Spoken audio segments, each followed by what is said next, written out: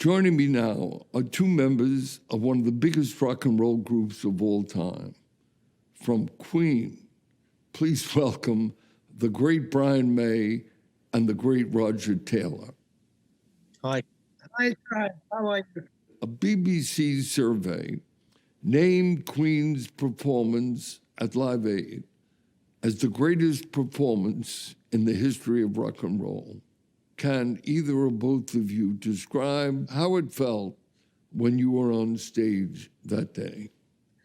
We kind of knew it was a special day, and we went on pretty cold in daylight with not particularly our audience. We didn't know how we were going to be received, and it was just electric and very gratifying. And I remember feeling a great sense of joy.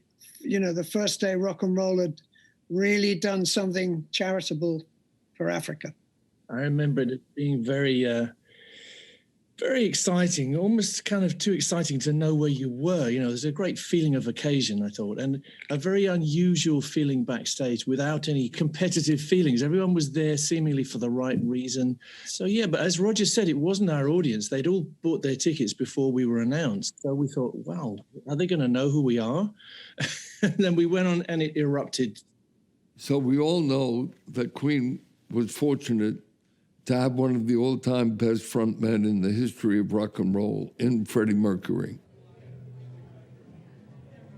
As you know, and Freddie, you had been apart for a while, and then came this event.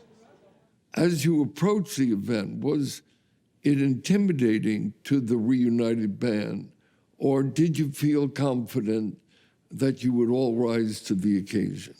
I'd say we had a sort of innate confidence. We weren't quite as split up as it's been made out, actually. You know, we were pretty much in touch, even though we were doing our separate things. And the clear directive from Bob Geldof was play the hits. Don't get fancy, don't get clever, just play the hits. So we put together a special set where we compressed as much as we could of our history of hits and just went for it.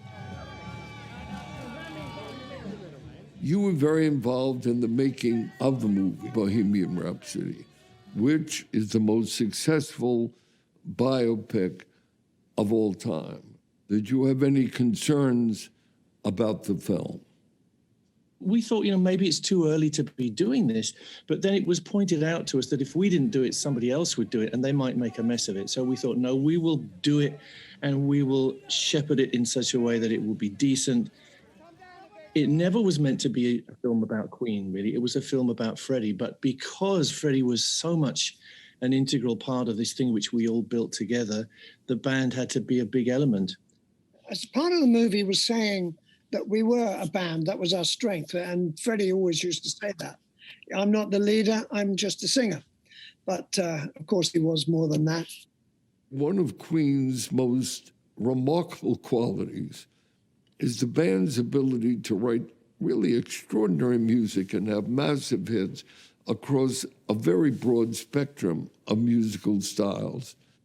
Can you describe the creative process that somehow accommodates all of these styles? Well, I can describe it in a few words. It was a kind of argumentative democracy, really. You know, we're all fighting to give vent to our feelings, I think. And we have this incredible vehicle, and we're all trying to use it to express how we feel things should be, I suppose.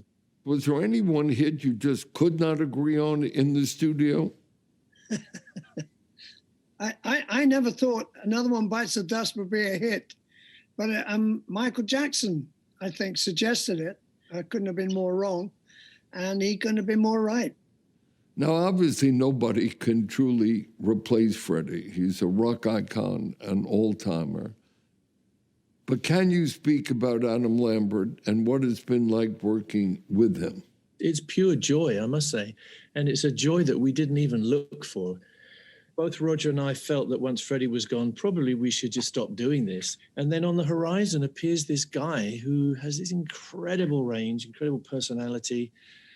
Adam can do anything. You know, he doesn't imitate Freddie in any sense whatsoever, but he has all that equipment. He has the range, the power, the personality.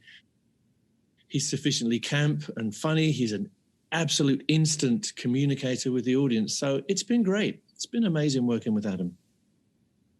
Queen has done something that few other iconic bands have achieved, and that is the enormous level of success with two different lead singers.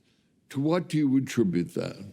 Given the fact that they're both phenomenal singers, and Adam really is world class, I think the songs, if they're sung by a really great singer with a good enough band behind them, it kind of can't fail, I think. And we're very lucky.